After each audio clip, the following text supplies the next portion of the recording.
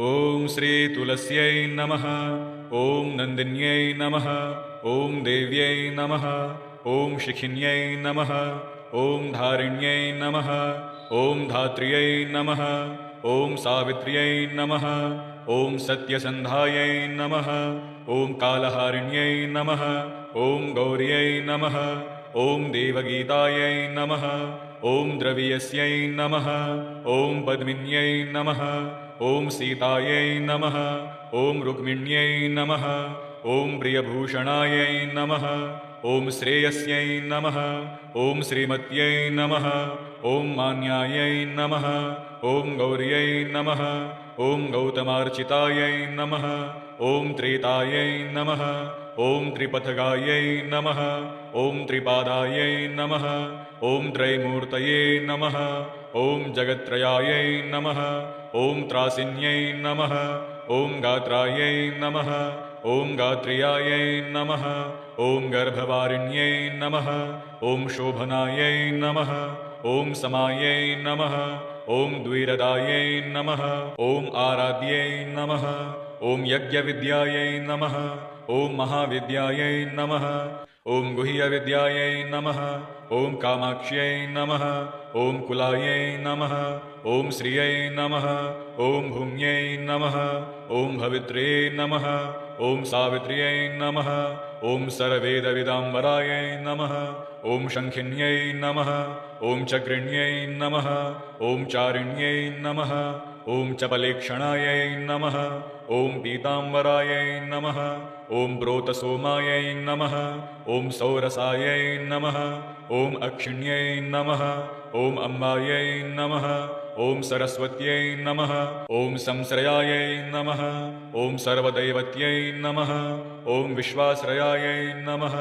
ॐ सुगन्धिन्यै नमः। ॐ सुवासनायै नमः। ॐ वरदायै नमः। ॐ सुश्रोण्यै नमः। ॐ चन्द्रभागायै नमः। ॐ यमुनाप्रियायै नमः। ॐ कावेर्यै नमः। ॐ मणिकर्णिकायै नमः। ॐ अर्चिन्यै नमः। ॐ स्थायिन्यै नमः। ॐ दानप्रदायै नमः। ॐ धन्वत्यै नमः। ॐ शोच्यमानसायै नमः। ॐ शुचिन्यै नमः। ॐ श्रेयस्यै नमः। ॐ प्रीतिचिन्तेक्षण्यै नमः। ॐ विभूत्यै नमः। ॐ आकृत्यै नमः। ॐ आविर्भूत्यै नमः। ॐ प्रभाविन्यै नमः। ॐ गन्धिन्यै नमः। ॐ स्वर्गिण्यै नमः। ॐ गदायै नमः। ॐ वेद्यायै नमः। ॐ प्रभायै नमः। ॐ सारस्यै नमः। ॐ सरसिवासायै नमः। ॐ सरस्वत्यै नमः। ॐ शरावत्यै नमः। ॐ रसिन्यै नमः। ॐ कालिन्यै नमः। ॐ श्रेयोवत्यै नमः। ॐ यामायै नमः। ॐ ब्रह्मप्रियायै नमः। ॐ श्यामसुन्दरायै नमः। ॐ रत्नरूपिण्यै नमः। ॐ शमनिधिन्यै नमः। ॐ शतानन्दायै नमः। ॐ शतद्युतये नमः। ॐ शितिकण्ठायै नमः। ॐ रयायै नमः। ॐ धात्र्यै नमः। ॐ श्रीवृन्दावन्यै नमः। ॐ कृष्णायै नमः। ॐ भक्तवत्सलायै नमः। ॐ गोपिकाक्रीडायै नमः। ॐ हरायै नमः। ॐ अमृतरूपिण्यै नमः। ॐ भूम्यै नमः। ॐ श्रीकृष्णकान्तायै नमः। ॐ श्रीतुलस्यै नमः। ॐ नन्दिन्यै नमः। ॐ देव्यै नमः। ॐ शिखिन्यै नमः। ॐ धारिण्यै नमः। ॐ धात्र्यै नमः। ॐ सावित्र्यै नमः। ॐ सत्यसन्धायै नमः। ॐ कालहारिण्यै नमः। ॐ गौर्यै नमः। ॐ देवगीतायै नमः। ॐ द्रवियस्यै नमः। ॐ पद्मिन्यै नमः। ॐ सीतायै नमः। ॐ रुक्मिण्यै नमः। ॐ प्रियभूषणायै नमः। ॐ श्रेयस्यै नमः। ॐ श्रीमत्यै नमः। ॐ मान्यायै नमः। ॐ गौर्यै नमः। ॐ गौतमार्चितायै नमः। ॐ त्रेतायै नमः। ॐ त्रिपथगायै नमः। ॐ त्रिपादायै नमः। ॐ त्रैमूर्तये नमः। ॐ जगत्त्रयायै नमः। ॐ त्रासिन्यै नमः। ॐ गात्रायै नमः। ॐ गात्र्यायै नमः ॐ गर्भवारिण्यै नमः ॐ शोभनायै नमः ॐ समायै नमः ॐ द्विरदायै नमः ॐ आराध्यै नमः ॐ यज्ञविद्यायै नमः ॐ महाविद्यायै नमः ॐ गुह्यविद्यायै नमः ॐ कामाक्ष्यै नमः ॐ कुलायै नमः ॐ श्रियै नमः ॐ भूम्यै नमः ॐ भवित्र्यै नमः ॐ सावित्र्यै नमः ॐ सर्ववेदविदाम्बरायै नमः ॐ शङ्खिन्यै नमः ॐ चक्रिण्यै नमः ॐ चारिण्यै नमः ॐ चपलेक्षणायै नमः ॐ पीताम्बरायै नमः ॐ प्रोतसोमायै नमः ॐ सौरसायै नमः ॐ अक्षिण्यै नमः ॐ अम्बायै नमः ॐ सरस्वत्यै नमः ॐ संश्रयायै नमः ॐ सर्वदैवत्यै नमः ॐ विश्वाश्रयायै नमः ॐ सुगन्धिन्यै नमः ॐ सुवासनायै नमः ॐ वरदायै नमः ॐ सुश्रोण्यै नमः ॐ चन्द्रभागायै नमः ॐ यमुनाप्रियायै नमः ॐ कावेर्यै नमः ॐ मणिकर्णिकायै नमः ॐ अर्चिन्यै नमः ॐ स्थायिन्यै नमः ॐ दानप्रदायै नमः ॐ धन्वत्यै नमः ॐ शोच्यमानसायै नमः ॐ शुचिन्यै नमः ॐ श्रेयस्यै नमः ॐ प्रीतिचिन्तेक्षण्यै नमः ॐ विभूत्यै नमः ॐ आकृत्यै नमः ॐ आविर्भूत्यै नमः ॐ प्रभाविन्यै नमः ॐ गन्धिन्यै नमः ॐ स्वर्गिण्यै नमः ॐ गदायै नमः ॐ वेद्यायै नमः ॐ प्रभायै नमः ॐ सारस्यै नमः ॐ सरसिवासायै नमः ॐ सरस्वत्यै नमः ॐ शरावत्यै नमः ॐ रसिन्यै नमः ॐ कालिन्यै नमः ॐ श्रेयोवत्यै नमः ॐ यामायै नमः ॐ ब्रह्मप्रियायै नमः ॐ श्यामसुन्दरायै नमः ॐ रत्नरूपिण्यै नमः ॐ शमनिधिन्यै नमः ॐ शतानन्दायै नमः ॐ शतद्युतये नमः ॐ शितिकण्ठायै नमः ॐ व्रयायै नमः ॐ धात्र्यै नमः ॐ श्रीवृन्दावन्यै नमः ॐ कृष्णायै नमः ॐ भक्तवत्सलायै नमः ॐ गोपिकाक्रीडायै नमः ॐ हरायै नमः ॐ अमृतरूपिण्यै नमः ॐ भूम्यै नमः ॐ श्रीकृष्णकान्तायै नमः ॐ श्रीतुलस्यै नमः ॐ नन्दिन्यै नमः ॐ देव्यै नमः ॐ शिखिन्यै नमः ॐ धारिण्यै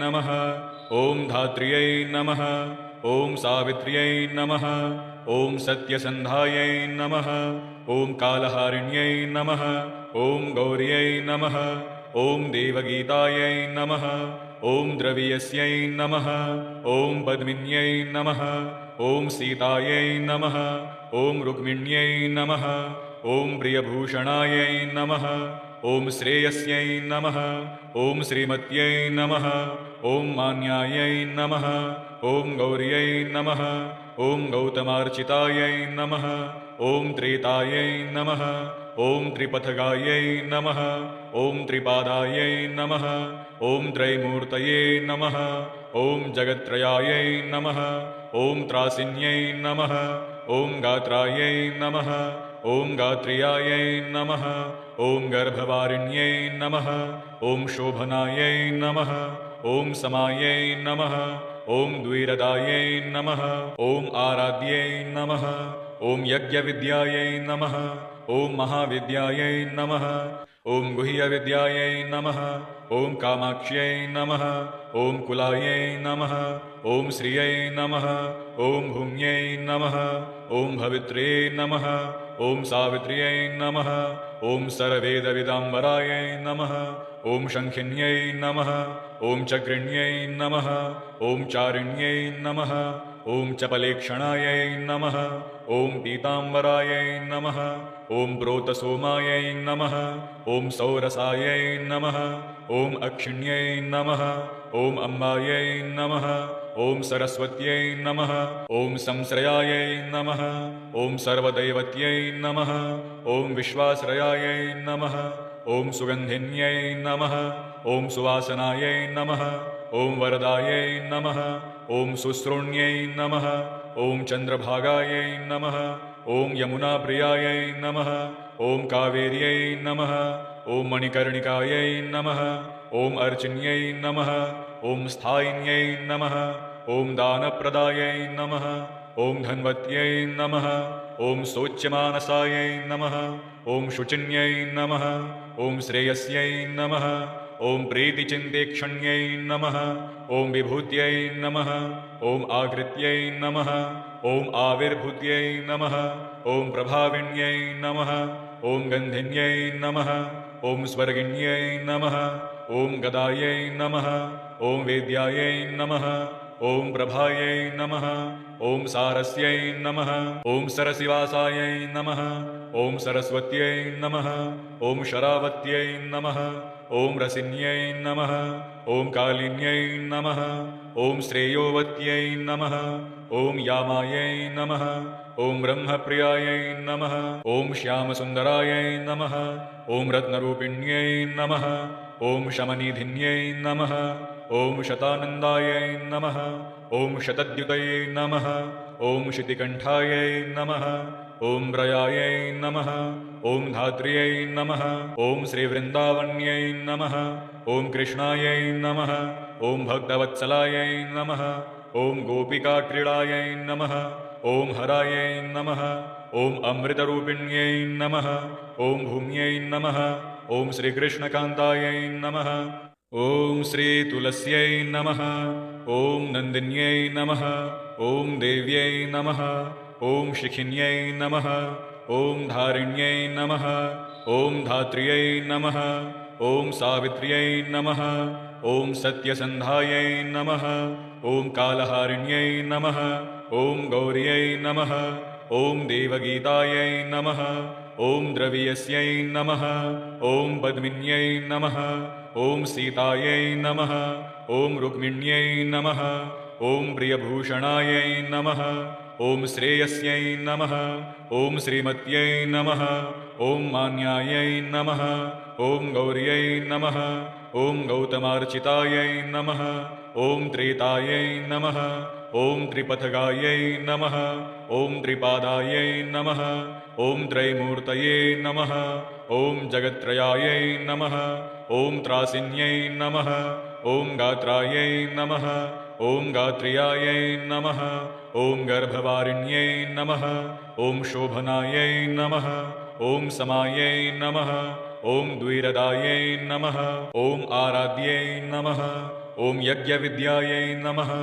ॐ महाविद्यायै नमः ॐ गुह्यविद्यायै नमः ॐ कामाक्ष्यै नमः ॐ कुलायै नमः ॐ श्रियै नमः ॐ भूम्यै नमः ॐ भवित्रे नमः ॐ सावित्र्यै नमः ॐ सर्ववेदविदाम्बरायै नमः ॐ शङ्खिन्यै नमः ॐ चक्रिण्यै नमः ॐ चारिण्यै नमः ॐ चपलेक्षणायै नमः ॐ पीताम्बरायै नमः ॐ प्रोतसोमायै नमः ॐ सौरसायै नमः ॐ अक्षिण्यै नमः ॐ अम्बायै नमः ॐ सरस्वत्यै नमः ॐ संश्रयायै नमः ॐ सर्वदैवत्यै नमः ॐ विश्वाश्रयायै नमः ॐ सुगन्धिन्यै नमः ॐ सुवासनायै नमः ॐ वरदायै नमः ॐ सुश्रोण्यै नमः ॐ चन्द्रभागायै नमः ॐ यमुनाप्रियायै नमः ॐ कावेर्यै नमः ॐ मणिकर्णिकायै नमः ॐ अर्चिन्यै नमः ॐ स्थायिन्यै नमः ॐ दानप्रदायै नमः ॐ धन्वत्यै नमः ॐ शोच्यमानसायै नमः ॐ शुचिन्यै नमः ॐ श्रेयस्यै नमः ॐ प्रीतिचिन्तेक्षण्यै नमः ॐ विभूत्यै नमः ॐ आकृत्यै नमः ॐ आविर्भूत्यै नमः ॐ प्रभाविन्यै नमः ॐ गन्धिन्यै नमः ॐ स्वर्गिन्यै नमः ॐ गदायै नमः ॐ वेद्यायै नमः ॐ प्रभायै नमः ॐ सारस्यै नमः ॐ सरसिवासायै नमः ॐ सरस्वत्यै नमः ॐ शरावत्यै नमः ॐ रसिन्यै नमः ॐ कालिन्यै नमः ॐ श्रेयोवत्यै नमः ॐ यामायै नमः ॐ ब्रह्मप्रियायै नमः ॐ श्यामसुन्दरायै नमः ॐ रत्नरूपिण्यै नमः ॐ शमनिधिन्यै नमः ॐ शतानन्दायै नमः ॐ शतद्युतये नमः ॐ शितिकण्ठायै नमः ॐ रयायै नमः ॐ धात्र्यै नमः ॐ श्रीवृन्दावन्यै नमः ॐ कृष्णायै नमः ॐ भक्तवत्सलायै नमः ॐ गोपिकाक्रीडायै नमः ॐ हरायै नमः ॐ अमृतरूपिण्यै नमः ॐ भूम्यै नमः ॐ श्रीकृष्णकान्तायै नमः ॐ श्रीतुलस्यै नमः ॐ नन्दिन्यै नमः ॐ देव्यै नमः ॐ शिखिन्यै नमः ॐ धारिण्यै नमः ॐ धात्र्यै नमः ॐ सावित्र्यै नमः ॐ सत्यसन्धायै नमः ॐ कालहारिण्यै नमः ॐ गौर्यै नमः ॐ देवगीतायै नमः ॐ द्रवियस्यै नमः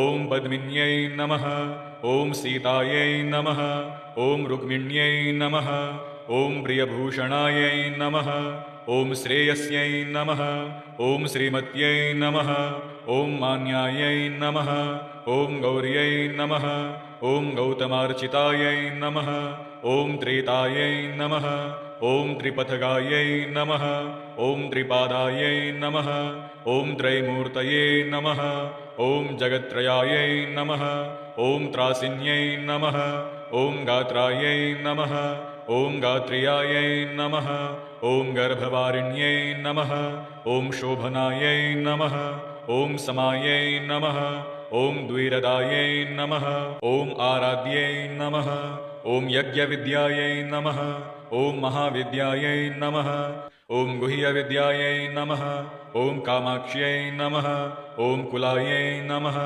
ॐ श्रियै नमः ॐ भूम्यै नमः ॐ भवित्र्यै नमः ॐ सावित्र्यै नमः ॐ सर्ववेदविदाम्बरायै नमः ॐ शङ्खिन्यै नमः ॐ चक्रिण्यै नमः ॐ चारिण्यै नमः ॐ चपलेक्षणायै नमः ॐ पीताम्बरायै नमः ॐ प्रोतसोमायै नमः ॐ सौरसायै नमः ॐ अक्षिण्यै नमः ॐ अम्बायै नमः ॐ सरस्वत्यै नमः ॐ संश्रयायै नमः ॐ सर्वदैवत्यै नमः ॐ विश्वाश्रयायै नमः ॐ सुगन्धिन्यै नमः ॐ सुवासनायै नमः ॐ वरदायै नमः ॐ सुश्रोण्यै नमः ॐ चन्द्रभागायै नमः ॐ यमुनाप्रियायै नमः ॐ कावेर्यै नमः ॐ मणिकर्णिकायै नमः ॐ अर्चिन्यै नमः ॐ स्थायिन्यै नमः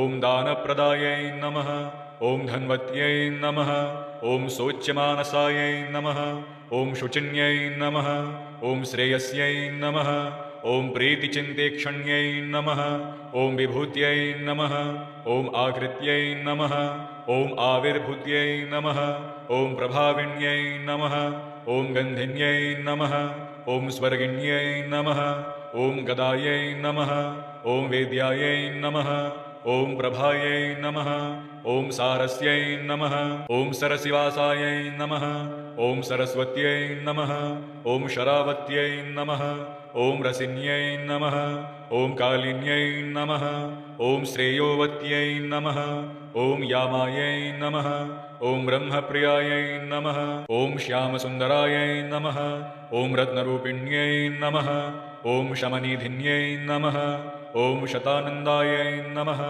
ॐ शतद्युतये नमः ॐ शितिकण्ठायै नमः ॐ रयायै नमः ॐ धात्र्यै नमः ॐ श्रीवृन्दावन्यै नमः ॐ कृष्णायै नमः ॐ भक्तवत्सलायै नमः ॐ गोपिकाक्रीडायै नमः ॐ हरायै नमः ॐ अमृतरूपिण्यै नमः ॐ भूम्यै नमः ॐ श्रीकृष्णकान्तायै नमः।